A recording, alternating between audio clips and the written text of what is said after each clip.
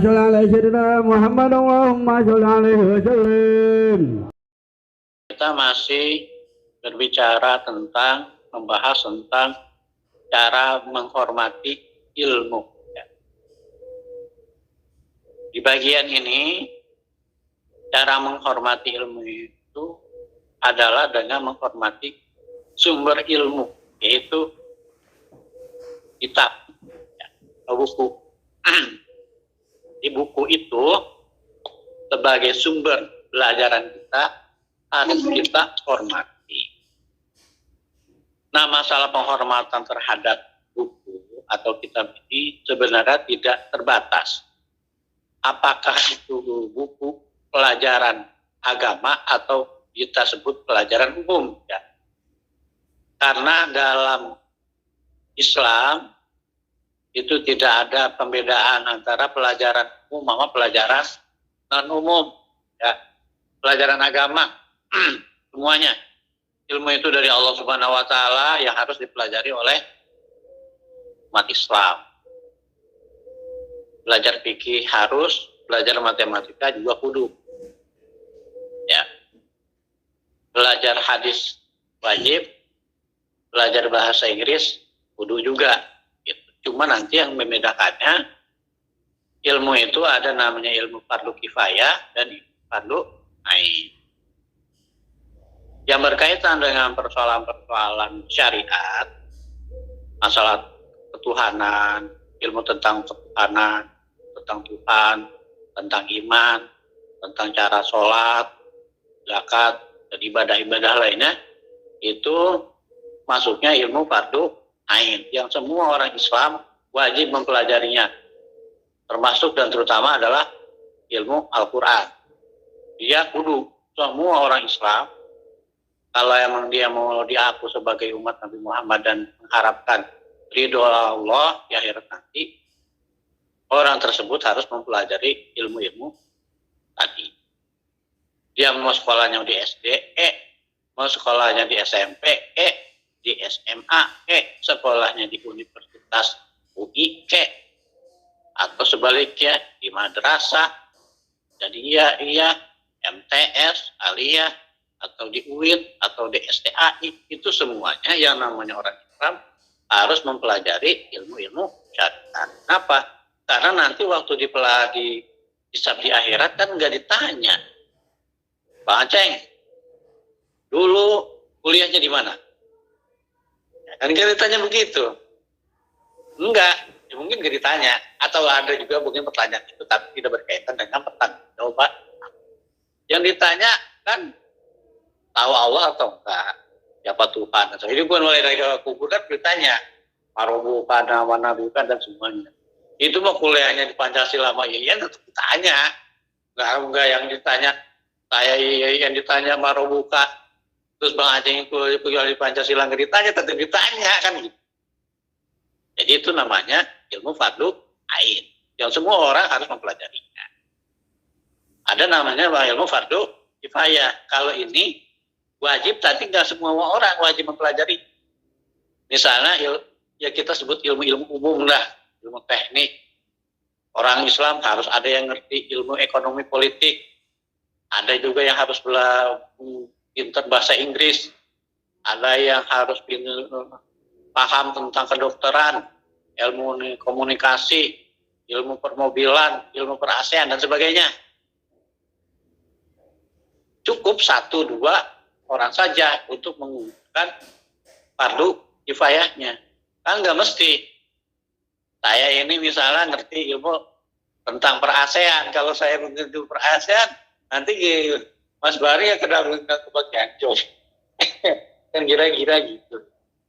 Tapi saya harus tahu ilmu sholat, Mas Bari juga harus tahu ilmu sholat. Kalau ilmu ASEAN cukup Mas Bari aja, supaya dicob. Kira-kira. Nah, balik lagi tentang ilmu kitab, mau kitab matematika, mau kitab fikih, mau kitab hadis, mau kitab biologi, sama-sama kita harus hormatin. Kenapa? Karena dia sumber ilmu. Jadi kita harus hormatin kitab itu ya. Sampai-sampai ini disebutkan bahwa apa namanya, bawanya itu bawa dan megangnya dengan toharo, dengan bagusnya. Bahkan juga kita harus memahami dan dianjurkan bahwa semua aktivitas kita itu seharusnya bagusnya dalam kondisi bersuci. Kita nggak boleh, sebaiknya tidak lepas wudhu, kentut wudhu lagi, gitu. Habis pipis wudhu lagi, bukan karena mau sholat aja, semuanya. Berangkat dagang wudhu, mau berangkat kerja wudhu, sampai misalnya mau tidur sama istri juga wudhu dulu, walaupun nanti akhirnya batal soal, kan gitu. Nah, termasuk juga dalam ketika kita belajar dalam kondisi karena itu untuk apa? Untuk takzim. Nah, ini diceritakan dalam takzimnya ini si apa namanya, Syekh Asar Khosi itu waktu ngapal dia sakit perut. Namanya sakit perut kan dia mungkin kentut mulu, kentutnya sampai 17 kali, pas kentut wudhu lagi sampai 17 kali, saking takzimnya kepada. Kenapa di sini sebutkan? Karena ilmu itu cahaya dan wudhu juga cahaya ketemu cahaya, bukan main, terang benerang kan. Dan juga di sini disebutkan kalau ada buku kita jangan belonjor. Iya, ini adab ya. Begitu halusnya adab orang dulu. Para leluhur kita, orang-orang tua kita, kalau ada buku itu jangan belonjor. Artinya juga jangan digeletakin. Nah, ini kita boleh tradisikan ya. Jadi kalau bisa memang semuanya pada pakai kantong. Nah, kantongnya nanti jangan ditaruh di bawah. Kalau bisa, pas begitu masuk musola, ambil leker satu. Taruh ada tuh kantongnya di atas leker. Jangan banding selengkat sih. Pokoknya sebisa mungkin kita muliakan. Kita muliakan ya, bukan kita putuskan. Ya, bukan kita putuskan. Bukan kita kita muliakan. Oke. Ya, kadang-kadang juga kita kan, misalnya manusia ada baju kita gitu kan, diiles-iles. Kalau diiles-iles enggak, digalai, kata orang Sunda. Baju kita diiles-iles, didudukin, baju bersih, taruh porsi, didudukin, marah enggak? Marah, baju gua lo, begitu. Tapi ada yang sesuatu yang berkaitan dengan diri kita, kalau diremehkan sama orang lain, itu juga marah. Begitu juga ilmu. Bagaimana kita mau mendapat manfaat dan barokah dari itu kalau sumber ilmunya kita tidak hormati, termasuk dia dalam majelis. Dalam majelis itu, karena di situ ada buku dan ada guru dan ada namanya kemuliaan ilmu, kita sebenarnya nggak boleh belonjor. Bahkan kalau dalam tradisi tasawuf, orang bertoriko duduk itu kalau kelihatan nggak ada yang duduk belonjor. Sekalipun dia misalnya duduknya duduk sila, kakinya tuh ini nggak boleh kelihatan. Begini. Kalau misalnya ada yang lengah, misalnya lagi duduk begini, terus temannya lihat kakinya kelihatan, itu tuh punya temannya. Kenapa? Karena di situ lagi ada majlis di mana hadir majlis yang mulia. Dari situ lagi berhadapan dengan apa namanya, guru, mursyid, dimuliakan. Apa? Proses pemuliaan terhadap ilmu berlangsung dalam tradisi ilmu Islam. Tapi kan memang kalau di kita, misalnya dalam majlis-majlis talim itu, ayo bu, misalnya ibu, ya mabidun ya dalam awalam hisab batin atadana mindul ajab. Ayo bu, nggak apa-apa, belajar. Yang penting hadir. Ya, pada kondisi tertentu, di mana mudah ada madunya, apa menyabahnya yang kayak model begitu, mungkin gak jadi masalah dah. Ya, ibu-ibu kita mau setengin bagaimana. Jadi mau datang ke majelis talim udah bagus banget kalau kita terapin model beginian. Ya ini dia kepada hadir di majelis talim. Tapi kalau bagi kita yang berusaha untuk apa namanya memang menuntut ilmu ini dengan kesungguhan, proses pemuliaan dalam berbagai kondisi itu kita harus upayakan. Barokah, berkahan ya. Ya, kita lanjutkan aja. Nah, ini juga yang berkaitan dengan pemulihan ini, saya perhatikan fenomena sekarang ini yang kaitannya dengan bisnis pembukuan. Coba kita semua perhatikan di tukang-tukang sayur atau tukang-tukang gorengan. Tukang-tukang sayur yang saya perhatikan, kalau lagi saya ke tukang sayur, itu saya memperhatikan bagaimana sumber ilmu itu tidak dihormati. Apa? Buku dipakai buat bungkus cabai. Kadang-kadang itu buku satu itu. Saya ambil ya, sini deh. Ya, apa sih bayarin? Mau ambil aja. Buku, ya Allah. Dia mau tulisannya Arab, mau tulisannya Latin, dipakai buku cabai. Cabai. Nah, ini apa lagi? Sama terasi. Ya Allah. Masya Allah. Itu jadi kenapa keberkahan itu tidak terjadi? Kenapa? Buku itu udah dipakai bungkus cabai, pakai bungkus terasi, dipakai bungkus bawang, kayak gitu. Itu terjadi kenapa? Bukunya melimpah. Buku itu udah jadi sampah. Kenapa? Karena tiap tahun ganti buku. Lu mau diapain lagi? Buku banyak udah tuh kiloin dah. Tukang saya itu tukang saya senang banget. Ada yang nganterin kertas bekas nih, dapat duit. Ya sekilo 2.000 aja. Ya jadi. Dia seneng banget. Set. Padahal di situ ada misalnya tulisan Bismillahirrahmanirrahim. Ada ayat-ayat kalau ya Allah. Itulah keberkahan kita dicabut itu dari diantaranya. Jadi itu seandainya kita menemukan kayak begitu, ya kalau koran ada terserah dah. Koran, majalah. Tapi yang kalau ini sekalipun itu namanya ilmu-ilmu duniawi, ilmu matematika, ilmu ekonomi, itu tetap ilmu. Jangan sampai dihinakan banget. Kalau ketemu begitu, ambil deh, bayarin. Ataupun kalau memang nggak mau nggak mau itu nyampahin, jangan dikiloin. Mending dibakar. Kenapa? Ya, tidak terjadi proses penghinaan terhadap ilmu. Mending bakar daripada dikiloin. Hati-hati kalau dikiloin. Begini ya, ini sekedar cerita. Sudah cerita aja.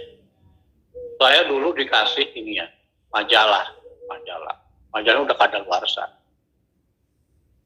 Waktu saya tinggal berapa tahun yang lalu lah, awal-awal saya nikah. Itu akhirnya saya mau kiloin. Ada satu tinta. Udah saya transaksi deal harga sekian. Malam yang saya dikasih mimpi.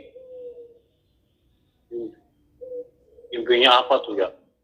Itu majalah Islam. Kasih mimpi itu kitabnya itu majalahnya tuh pada kebawa air atau gimana lah. Yang kesimpulannya kagak boleh saya tuh ngiloin itu. Akhirnya apa? Itu majalah saya bagiin aja di pinggir jalan. Disaikin itu kan ada putaran ya dari kali dari atas jalan Rempoa Mawar. Itu kan ada putaran. Saya kasih aja orang di situ kalau bagiin ya. Dibagiin. Rupanya kan kagak boleh. Itu berarti apa ya? Itu peringatan buat saya juga. Nggak boleh. Ya baik ya. Dan kemudian kita lanjutkan lagi.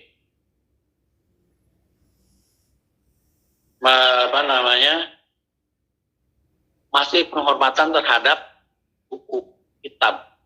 Jadi sampai naro-naro benda-benda di atas kitab itu juga nggak boleh. Di rak itu, kalau bisa buku itu begini. Bung Hatta, itu istrinya ada 2. Satu Rahmi Hatta, keduanya buku. Rahmi Hatta, Bung Hatta. Bung Hatta itu kalau dia mau Bung Hatta itu kan berapa kali dibuang waktu zaman Belanda. Pernah dibuang ke Digul. Nah, yang dia bawa apa? Buku. Mana-mana dia buku. saking hormat. Jadi bagi kalangan tertentu, buku itu lebih diistimewakan. Ada kan di kita tuh raknya isinya keramik, pajang. Ya. Buku ditaruh mana? Taruh gudang. Gitu. Jadi lebih mulia buku, bahkan kadang Al-Quran juga ditaruh di gudang. Dibukanya ntar kalau misalnya dia mati. Sementara yang jadi pajangan itu gelas-gelas yang mahal. Gitu. Ini memprihatinkan. Jadi lebih ilmu buat yang kalian begini.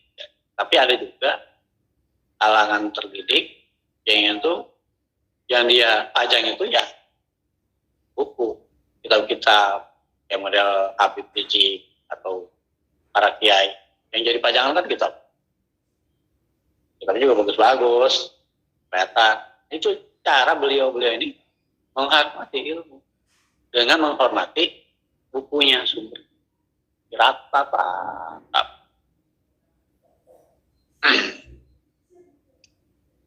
Kemudian ini dijelaskan juga, ya jadi gitu, nggak boleh naruh apa-apa di atas kitab, dan kitab-kitab tafsir, kitab hadis, kitab-kitab agama itu harus diletakkan di atas, di atas, ya, baru di bawah yang lain.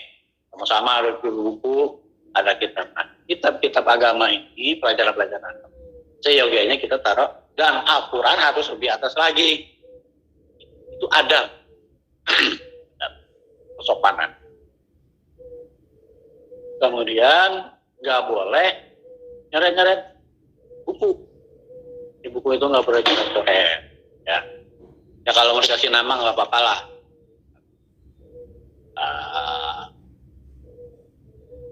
Cek, belinya tanggal kan nggak apa-apa. Tapi kalau nyulut gambar-gambar gitu, nggak boleh. Itu tadi, ini sebenarnya nggak boleh. Tapi karena darurat, saya pribadi nulisin, kalau saya nggak tulis arti satu persatu, giliran baca saya lupa lagi. Sebaiknya kalau emang nggak perlu, nah, kadang kan juga kita pakai stabilo ya. Mengenai stabilo kita baca ada bagian penting. Itu kalau film buku ya nggak apa-apa. Juga kalau kita pakai stabilo kan cakep ya, warnanya. Nah, tapi di sini apa namanya, sebaiknya tidak menggunakan tinta merah. Menulis pelajaran atau nyatet-nyatet di ini tidak menggunakan tinta merah. Kenapa? Karena kata pengarang itu kerjaan kalau falsafah, ahli filsafat, bukan kerjakan orang salah. Ya emang juga kan di kita tinta merah itu kan jarang dipakai, bahkan tidak sama sekali, kecuali oleh guru buat ngoreksi pakai tinta merah, itu lain masalah. Tapi dalam kondisi biasa itu kan nggak boleh, apalagi misalnya kita nulis surat izin nggak masuk sekolah, paling bagus kan pakai tinta hitam, kedua aja tinta biru. Coba kalau kita tulis pakai tinta merah, sampai guru buka, kalau kagak dilemparin tuh surat, kenapa? Menentang, ya sopan. Pokoknya ada tulisan-tulisan merah di kita juga kan udah nggak bagus, begitu juga. Termasuk rapot kan kalau merah kan jelas. Jadi tinta merah itu sebaiknya tidak. Jadi itulah bapak-bapak sekalian yang online maupun yang offline, cara para ulama, orang-orang soleh menghormati dan bagaimana mengalap berkah dari itu. Jadi beliau-beliau ini mengamalkan pepatah atau hadis juga ya. Adab itu diajarkan sebelum itu. Adab itu harus diajarkan sebelum. Sopan santun itu harus diajarkan sebelum itu. Jadi anak-anak kita sebelum mereka belajar tentang ABCD atau ABCD dan sebagainya, atau abatasa yang harus kita ajarkan itu adalah adab, sopan santun, sopan santun dan attitude serta akhlak. Akhlak di sini kan menyangkut sikap ya. Karena sepinter apapun orang, kalau dia akhlaknya jelek, nggak kepake. Ilmunya, pinternya itu bakal pinter wong, pinterin orang. Pinterin orang itu maksudnya bukan ngajarin orang jadi pinter, tapi membodohi orang, dipakai buat nipu. Nah, lebih baik orang itu biasa-biasa saja dan tidak pintar, tapi akhlaknya bagus. Dalam dunia pekerjaan juga sebenarnya begitu. Misalnya orang kerja, orangnya pintar, sit dan sebagainya, dekatan kelihatan. Tapi akhlaknya nggak bagus, nggak jujur, attitude-nya nggak bagus lah gitu. Si bos juga lebih baik memilih orang yang biasa-biasa tapi daripada misalnya dia kelihatan pintar tapi kerjaannya nipu mulu kan gitu, waduh pusing terus, waduh. Usaha gue digodok tengah jalan. Ya saya sekedar cerita aja ya. Alhamdulillah saya punya rekan kerja. Saya bukan anak buah. Rekan kerja saya untuk ngurusin pemasaran atau pendistribusian telur puyuh di daerah Sawang.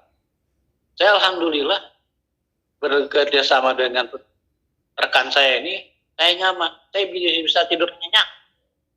Kenapa? Orangnya jujur. Kadang-kadang gitu ya. Dan sebenarnya dari kemampuannya ya biasa-biasa aja lah. Biasa-biasa aja ya kan. Biasa-biasa aja. Tapi attitude-nya bagus. Kadang-kadang gitu ada duit yang saya nggak tahu, dia bilang, ini ada duit kemarin yang sekian. Oh iya. Akhirnya apa? Saya lihat kayak dia kehidupannya tuh lebih berkah daripada dulu dia kerja di tempat yang lama.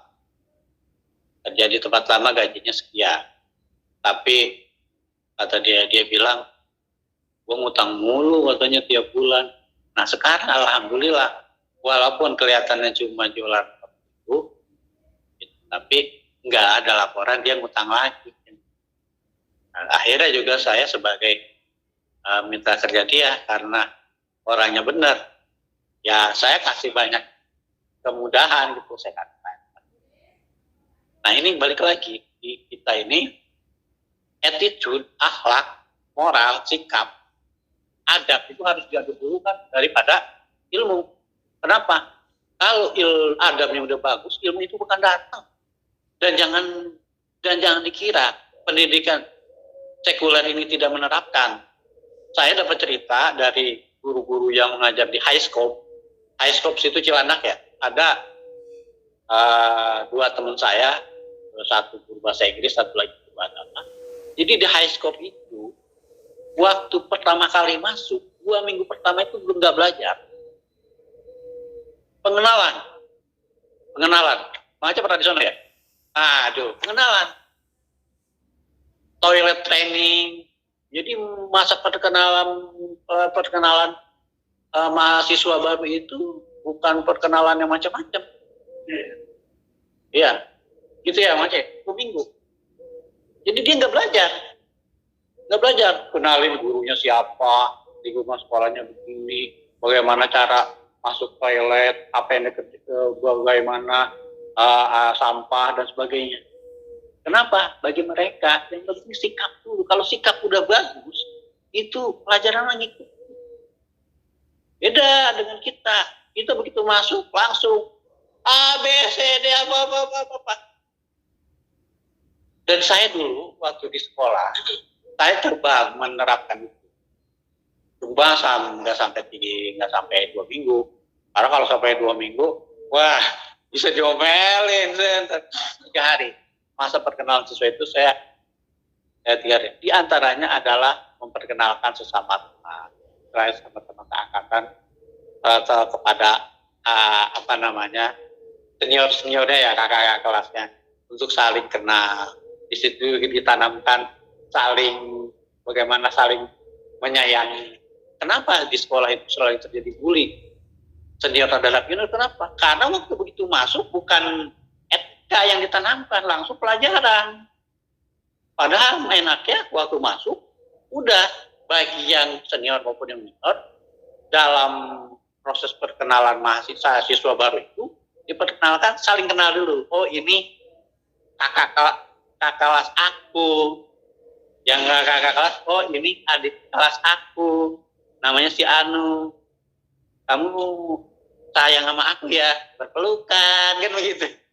Jadi dari situ, insya Allah, gitu ya, kekerasan atau bully-bully, insya Allah kan, karena udah ditanamkan di awal. Akhlak itu juga harus ditanamkan, takut. Kalau dikasih, kalau mau ngapa-ngapain, izin. Kalau dikasih terima kasih, kalau salah minta maaf, kalau lewat mesti begini. Ini ada orang Jawa ya, orang Sunda, kalau lewat nyun sewu, punten, permisi, itu kan hampir hilang. Kenapa? Karena kita salah kaprah bahwa pendidikan itu nanemin di otak ini ilmu, padahal enggak itu. Ada dulu yang harus ditanamkan. Bagaimana kita bertingkah terhadap orang. Kalau lewat di depan orang yang tuaan, gurauan, pokoknya di depan orang terutama yang tuaan, kita harus permisi. Adab-adab itu kan udah kurang. Dan ini sebenarnya sekolah harus mengembalikan lagi. Kalau tidak di sekolah, ya di rumah kita. Kita ajarkan cara berterima kasih, cara minta maaf, cara minta izin, cara ngomong dan sebagainya. Kita harus tanam ilmu mah belakangan deh, bener. Kenapa? Karena kalau adabnya udah bagus, hatinya kebuka, masuk, dan yang dia dapatkan juga bermanfaat. Nah, begitu juga kita sebagai orang tua. Kita ini, kenapa kita ini jadi orang tua, harus jadi orang tua yang soleh? Supaya kebaikan kita, kesolehan kita, amaliah kita ini, kalaupun misalnya tidak tidak menghasilkan ketika itu akan menetes kepada anak-anak kita. Barokahnya. Misalnya kita Aceng rajin sholat 5 waktu dan sebagainya, rajin sedekah dan sebagainya. Itu misalnya belum dikasih oleh Allah dalam bentuk sesuatu yang Bang Aceh inginkan, misalnya kita berharapkan nanti anak kita itu kita.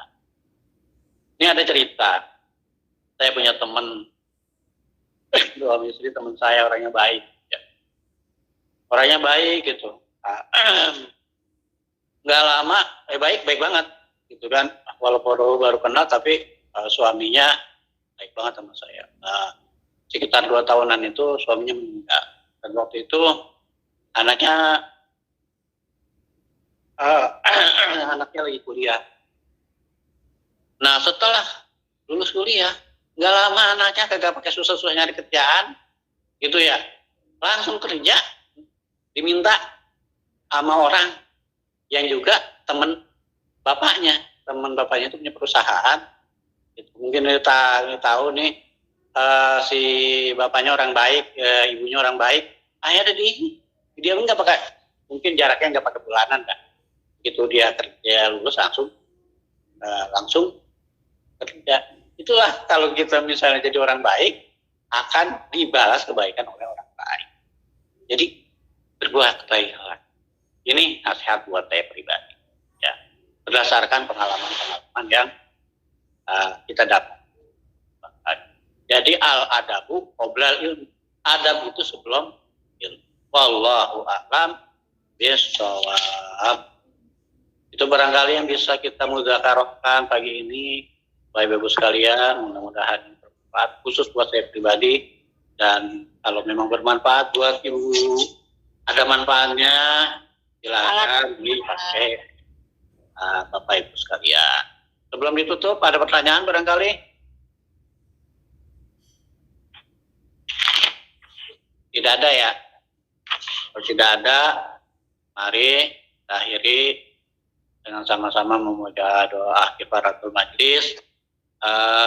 Saya mohon maaf kalau dalam penyampaian ini banyak yang tidak berkenan. Subhanakallahumma wa bihamdika asyhadu an la ilaha illa anta astaghfiruka wa atubu ilaik.